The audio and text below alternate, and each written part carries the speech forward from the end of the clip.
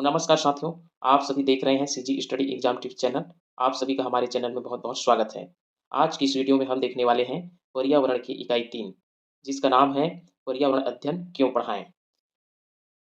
इस वीडियो में हम देखने वाले हैं बेस्ट एमसीक्यूज़, बहुत ही सरल भाषा में एवं परीक्षोपयोगी व्याख्या के साथ। ये सीधे सीजीटेट और सीटेट एवं शिक्षक भर्ती के लिए बहुत ही उपयोगी है। तो चलिए आज का पहला प्रश्न देखते हैं।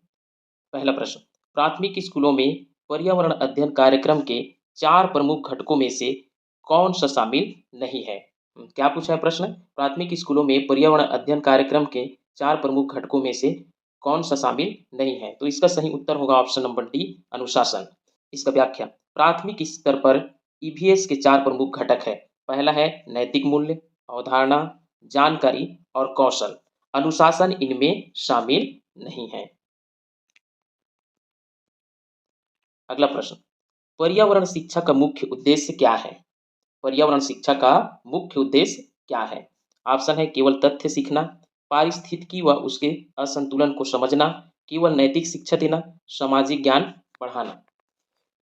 तो इसका सही उत्तर होगा ऑप्शन नंबर बी, पारिस्थितिकी व उसके असंतुलन को समझना। पर्यावरण शिक्षा का मुख्य उद्देश्य क्या है? पारिस्थितिकी व उसके असंतुलन को समझना।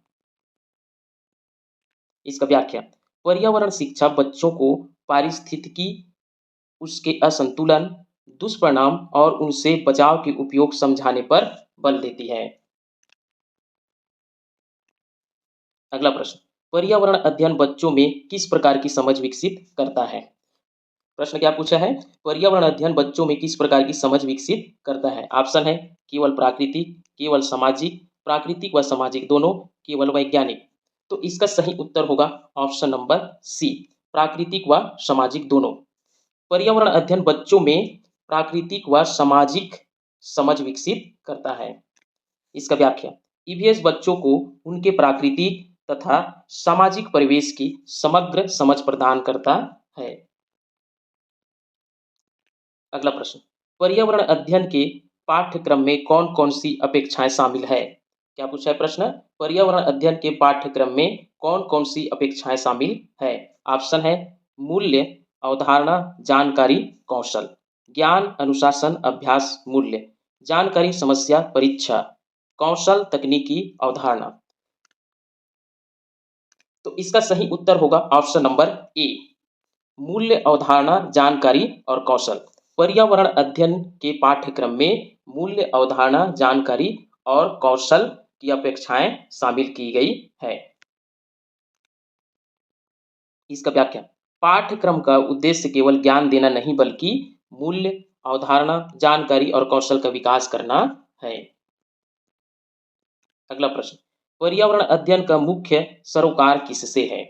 पर्यावरण अध्ययन का मुख्य सरोकार किससे है? ऑप्शन है गणित, भाषा, पर्यावरण, परीक्षा।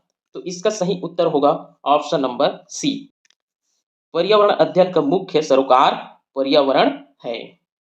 इसका व्याख्या, ईवीएस का मुख्य उद्देश्य बालक को उसके पर्यावरण से जोड़ना है ताकि वह उसे समझ सके।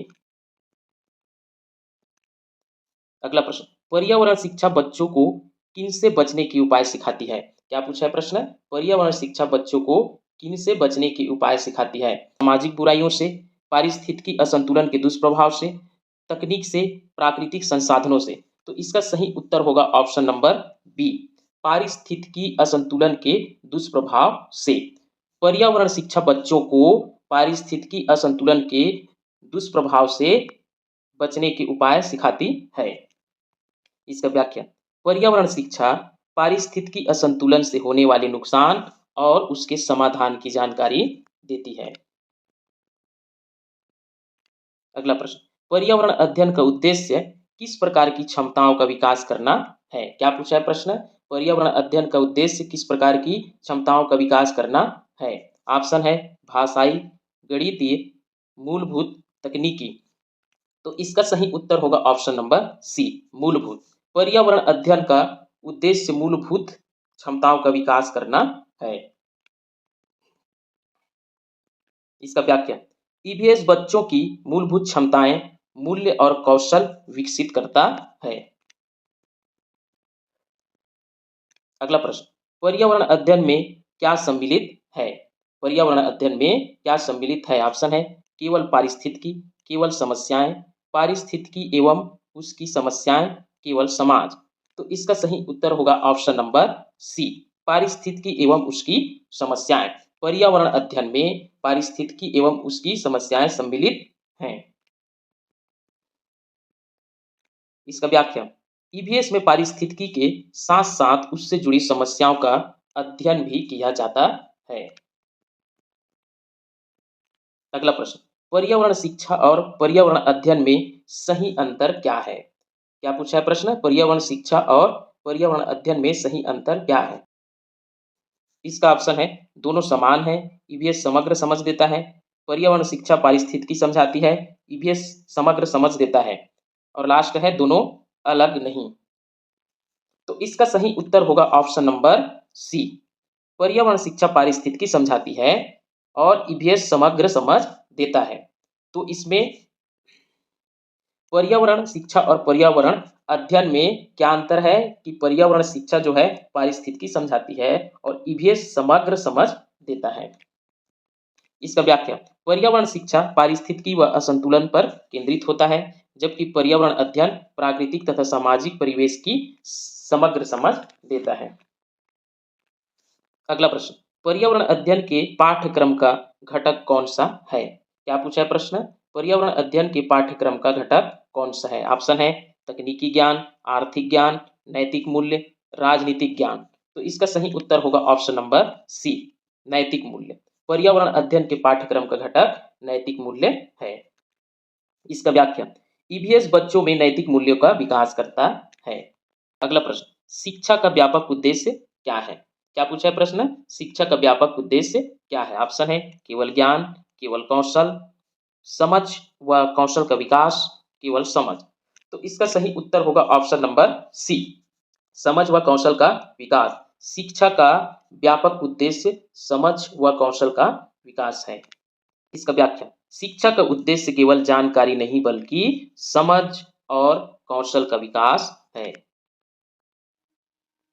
अगला प्रश्न, मनुष्य संसार को कितनी ज्ञानेंद्रियों से जानता है? क्या पूछा है प्रश्न? मनुष्य संसार को कितनी ज्ञानेंद्रियों से जानता है? ऑप्शन है 3, 4, 5, 6। तो इसका सही उत्तर होगा ऑप्शन नंबर सी, 5। मनुष्य संसार को 5 ज्ञानेंद्रियों से जानता है। इसका व्याख्या, 5 ज्ञानेंद्रिय क्या है? आंख, कान, नाक, जीभ, त्वचा। अगला प्रश्न, अवधारणा का निर्माण कब होता है? अवधारणा का निर्माण कब होता है? ऑप्शन है कल्पना से, अनुभव को नाम देने पर, केवल देखने से, सुनने से। तो इसका सही उत्तर होगा ऑप्शन नंबर बी, अनुभव को नाम देने पर। अवधारणा का निर्माण कब होता है? अनुभव को नाम देने पर। इसका व्याख्या, जब इंद्रिय अनुभव से बने बिंब को नाम दिया जाता है तब वह अवधारणा बन जाती है। अगला प्रश्न, अमूर्त का अर्थ क्या है? अमूर्त का अर्थ क्या है? ऑप्शन है ठोस वस्तु, अनुभवहीन, कल्पना में मौजूद, वर्गीकृत। तो इसका सही उत्तर होगा ऑप्शन नंबर सी, कल्पना में मौजूद। अमूर्त का अर्थ होता है कल्पना में मौजूद। इसका व्याख्या, जो वस्तु वास्तविक रूप में न होकर केवल कल्पना में होती है वह अमूर्त कहलाती है। अगला प्रश्न, अमूर्त कार्य किस पर आधारित होता है? प्रश्न क्या पूछा है? अमूर्त कार्य किस पर आधारित होता है? ऑप्शन है ज्ञानेंद्रियां, कल्पना, अनुभव, स्मृति। तो इसका सही उत्तर होगा ऑप्शन नंबर सी, अनुभव। अमूर्त कार्य अनुभव पर आधारित होता है। अमूर्त सोच अनुभवों के आधार पर विकसित होती है। क्या बताया है? अमूर्त सोच अनुभवों के आधार पर विकसित होती है। अगला प्रश्न, अमूर्तीकरण के कितने प्रकार होते हैं? क्या पूछा है प्रश्न? अमूर्तीकरण के कितने प्रकार होते हैं? ऑप्शन है 1, 2, 3, 4। तो इसका सही उत्तर होगा ऑप्शन नंबर बी, 2। अमूर्तीकरण के 2 प्रकार होते हैं। इसका व्याख्या, अमूर्तीकरण के 2 प्रकार हैं। पहला है सामान्यीकरण और दूसरा है वर्गीकरण। अगला प्रश्न, अमूर्तीकरण के दो प्रकार कौन से हैं?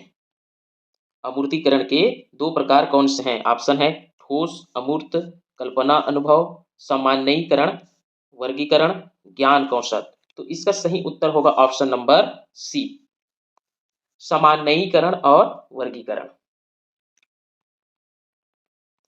अमूर्त विचार दो प्रक्रियाओं से बनता है, पहला है सामान्यीकरण और दूसरा है वर्गीकरण। अगला प्रश्न, निम्न में से कौन ज्ञानेंद्रिय नहीं है?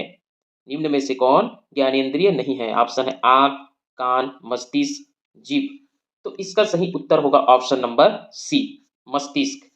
मस्तिष्क जो है ज्ञानेंद्रिय नहीं है। आंख, कान, जीभ ये सब ज्ञानेंद्रिय हैं। इसका व्याख्या, मस्तिष्क जानकारी को समझता है पर वह ज्ञानेंद्रिय नहीं है। अगला प्रश्न, प्राथमिक स्तर पर विज्ञान शिक्षण का आधार क्या होना चाहिए? क्या पूछा है प्रश्न? प्राथमिक स्तर पर विज्ञान शिक्षण का आधार क्या होना चाहिए? ऑप्शन है पुस्तक, व्याख्यान, अवलोकन व निजी अनुभव, प्रयोगशाला। तो इसका सही उत्तर होगा ऑप्शन नंबर सी, अवलोकन व निजी अनुभव। प्राथमिक स्तर पर विज्ञान शिक्षण का आधार अवलोकन व निजी अनुभव होना चाहिए। इसका व्याख्या, बच्चे अनुभव और अवलोकन से अधिक अच्छे से सीखते हैं। लोक जुम्बिश परिषद के अनुसार कौन सी अवधारणा शामिल नहीं है? क्या पूछा है प्रश्न? लोक जुम्बिश परिषद के अनुसार कौन सी अवधारणा शामिल नहीं है? दिशाएं, ऋतुएं, नक्शा पढ़ना, अंतरिक्ष विज्ञान। तो इसका सही उत्तर होगा ऑप्शन नंबर डी, अंतरिक्ष विज्ञान। लोक जुम्बिश परिषद के अनुसार अंतरिक्ष विज्ञान अवधारणा शामिल नहीं है, बाकी दिशाएं, ऋतुएं, नक्शा ये सब शामिल हैं। इसका व्याख्या, लोक जुम्बिश में दैनिक जीवन से जुड़ी अवधारणाएं शामिल हैं, अंतरिक्ष विज्ञान नहीं। अगला प्रश्न, कौशल की सही परिभाषा क्या है? कौशल की सही परिभाषा क्या है? ऑप्शन है जन्मजात क्षमता, कार्य न कर पाना, कार्य करने की योग्यता, केवल सीखना। तो इसका सही उत्तर होगा ऑप्शन नंबर सी, कार्य करने की योग्यता। कौशल की सही परिभाषा क्या है? कार्य करने की योग्यता। इसका व्याख्या, किसी कार्य को सफलतापूर्वक कर पाने की क्षमता को कौशल कहते हैं। अगला प्रश्न, प्राथमिक स्तर पर विज्ञान शिक्षण का उद्देश्य है? क्या पूछा है प्रश्न? प्राथमिक स्तर पर विज्ञान शिक्षण का उद्देश्य है। ऑप्शन है रटंत विद्या, परिवेश से संबंध बनाना, परीक्षा पास कराना, सूत्र याद कराना। तो इसका सही उत्तर होगा ऑप्शन नंबर बी, परिवेश से संबंध बनाना। प्राथमिक स्तर पर विज्ञान शिक्षण का उद्देश्य है परिवेश से संबंध बनाना। इसका व्याख्या, बच्चा अपने आसपास के वातावरण से जुड़कर सीखता है। अगला प्रश्न, कौशल कितने प्रकार के होते हैं? कौशल कितने प्रकार के होते हैं? ऑप्शन है 1, 2, 3, 4। तो इसका सही उत्तर होगा ऑप्शन नंबर बी, 2 प्रकार के। कौशल 2 प्रकार के होते हैं। इसका व्याख्या, कौशल 2 प्रकार के होते हैं, पहला है जन्मजात और दूसरा है सीखे जाने वाले। अगला प्रश्न, प्राथमिक ईवीएस की अवधारणा कौन सी है? क्या पूछा है प्रश्न? प्राथमिक ईवीएस की अवधारणा कौन सी है? लोगों को समझना, ब्रह्मांड की उत्पत्ति, रासायनिक समीकरण, प्रकाश संश्लेषण। तो इसका सही उत्तर होगा ऑप्शन नंबर ए, लोगों को समझना। प्राथमिक ईवीएस की अवधारणा लोगों को समझना है। प्राथमिक ईवीएस दैनिक जीवन से जुड़ी अवधारणाओं पर आधारित होता है। अगला प्रश्न, खोजबीन का अवसर का अर्थ है? खोजबीन का अवसर का अर्थ है किताब पढ़ना, शिक्षक से पूछना, स्वयं खोज कर सीखना, परीक्षा देना। तो इसका सही उत्तर होगा ऑप्शन नंबर सी, स्वयं खोज कर सीखना। खोजबीन का अवसर का मतलब है स्वयं खोज कर सीखना। इसका व्याख्या, बच्चों को स्वयं अनुभव करके सीखने का अवसर देना खोजबीन कहलाता है। अगला प्रश्न, जन्मजात कौशल का अर्थ है? जन्मजात कौशल का अर्थ है, ऑप्शन है अभ्यास से सीखा, जन्म से प्राप्त, विद्यालय में सीखा, दूसरों से सीखा। तो इसका सही उत्तर होगा ऑप्शन नंबर बी, जन्म से प्राप्त। जन्मजात कौशल का अर्थ है जन्म से प्राप्त। इसका व्याख्या, जो क्षमताएं जन्म से होती हैं वे जन्मजात कौशल कहलाती हैं। अगला प्रश्न, जन्मजात कौशल का उदाहरण है। ऑप्शन है तैरना, साइकिल चलाना, चलना, लिखना। तो इसका सही उत्तर होगा ऑप्शन नंबर सी, चलना। जन्मजात कौशल का उदाहरण है चलना। इसका व्याख्या, चलना स्वाभाविक रूप से विकसित होता है, इसलिए जन्मजात कौशल है। अगला प्रश्न, सीखे जाने वाले कौशल किससे विकसित होते हैं? क्या पूछा प्रश्न, सीखे जाने वाले कौशल किससे विकसित होते हैं? ऑप्शन है जन्म से, अभ्यास से, संयोग से, उम्र से। तो इसका सही उत्तर होगा ऑप्शन नंबर बी, अभ्यास से। सीखे जाने वाले कौशल अभ्यास से विकसित होते हैं। इसका व्याख्या, सीखे जाने वाले कौशल अभ्यास व अनुभव से विकसित होते हैं। अगला प्रश्न, जन्मजात और सीखे गए कौशल में सही अंतर है? क्या पूछा प्रश्न, जन्मजात और सीखे गए कौशल में सही अंतर है? ऑप्शन है दोनों समान, जन्मजात जन्म से, सीखे गए अभ्यास से, दोनों अभ्यास से, दोनों जन्म से। तो इसका सही उत्तर होगा ऑप्शन नंबर सी, जन्मजात जन्म से और सीखे गए अभ्यास से। इसका व्याख्या, जन्मजात कौशल प्राकृतिक होते हैं जबकि सीखे गए कौशल अभ्यास से आते हैं। अगला प्रश्न, तैरना किस प्रकार का कौशल है? तैरना किस प्रकार का कौशल है? ऑप्शन है जन्मजात, स्वाभाविक, सीखा हुआ, जैविक। तो इसका सही उत्तर होगा ऑप्शन नंबर सी, सीखा हुआ। तैरना किस प्रकार का कौशल है? सीखा हुआ है। तैरना अभ्यास से ही सीखा जाता है, इसलिए यह सीखा हुआ कौशल है। अगला प्रश्न, जन्मजात कौशल को और किस नाम से जाना जाता है? ऑप्शन है अर्जित, स्वाभाविक, अभ्यासजन्य, सीखा हुआ। तो इसका सही उत्तर होगा ऑप्शन नंबर बी, स्वाभाविक। जन्मजात कौशल को स्वाभाविक के नाम से जाना जाता है। तो ठीक है दोस्तों, आज का टॉपिक यही समाप्त होता है। उम्मीद है आपको यह क्लास समझ में आई होगी। अगर आपको ये वीडियो हेल्पफुल लगा हो तो कृपया इसे लाइक जरूर करें, और यदि आप चैनल पर पहली बार आए हैं तो चैनल को सब्सक्राइब करें और बेल आइकन को दबा दें, ताकि सीजी एग्जाम की अगली इंपॉर्टेंट क्लास आप तक पहुंच सके। यदि कोई डाउट हो तो कमेंट्स बॉक्स में जरूर लिखें। हम मिलते हैं अगली क्लास में, तब तक पढ़ते रहिए, मेहनत करते रहिए और अपना ख्याल रखिए। बहुत बहुत धन्यवाद।